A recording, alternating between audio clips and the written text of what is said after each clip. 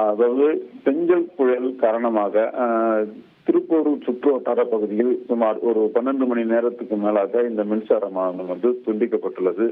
பெஞ்சல் புயல் இன்று நள்ளிரவு 12 மணி அல்லது நாளை காலை கரையை கடக்கும் என்று இந்த சென்னை வானிலை ஆய்வு மூலம் தெரிவித்திருந்தனர். இதனால் சென்னை, செங்கல்பட்டு, காஞ்சிபுரம், திருவள்ளூர் உள்ளிட்ட பல்வேறு மாவட்டங்களில் காலை முதலே மிதமான கனமழை முதல் அதிக கனமழை பெய்து வந்தது. இந்த மழையானது காலை முதல் விட்டு விட்டு பெய்து வரும் சூழலில் கிழக்கு கடற்கரை சாலை மற்றும் கோயம்பு சாலையில் பெரிய அளவுக்கு பாதிப்பில்லாத அளவு இருந்து வந்தது. அவ்வப்போது அந்த மழையானது பெய்யும் போது அந்த மழை நீர் சாலையில் தேங்குவது, உடனே வெளியேறுவது உள்ளிட்ட நேரங்களில் ஈடுபட்டு வந்தது. தற்போது செங்கல்பட்டு மாவட்டத்துக்கு உட்பட்ட சுற்று வட்டார பகுதிகளில் அதிகாலை முதல் பரவலாக இந்த கனை பெய்து வரும் சூழலில் மாலை 5 மணி அளவிலிருந்து இந்த சூறைக்காற்றானது வீசி வருகிறது.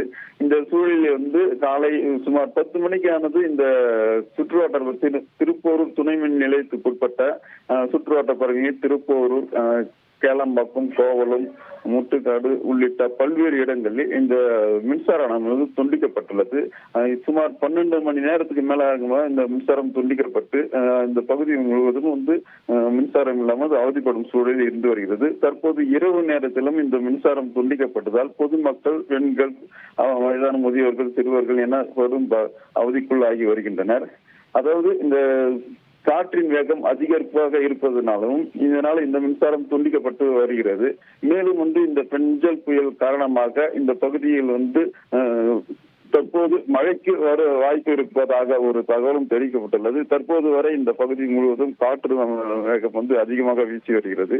அது செங்கல்பட்டு மாவட்டத்துக்கு உட்பட்ட மாமல்லபுரம் அருகே கோவளம் பகுதியில் இந்த பெஞ்சல் புயல் கரையை கடக்கும் என்ற சூழலில் இந்த பகுதியில் பல்வேறு முன்னேற்பாடுகளும் செய்யப்பட்டு வந்தாலும் கூட இந்த கடற்கரை ஒட்டியுள்ள கிராமங்களில் அந்த படகுகளை ஓரம் கட்டி வைப்பது உள்ளிட்ட போன்ற பல்வேறு பணிகளிலும் ஈடுபட்டு வந்த சூழலில் கூட இந்த பெஞ்சல் புயல் காரணமாக இந்த பகுதியில் மின்சாரம் துண்டிக்கப்பட்டது. கூடுதல் விவரங்களுக்கு நன்றி நந்தகோபால். செய்திகளை உடனுக்குடன் தெரிந்து கொள்ள உடனே சப்ஸ்கிரைப் பண்ணுங்க.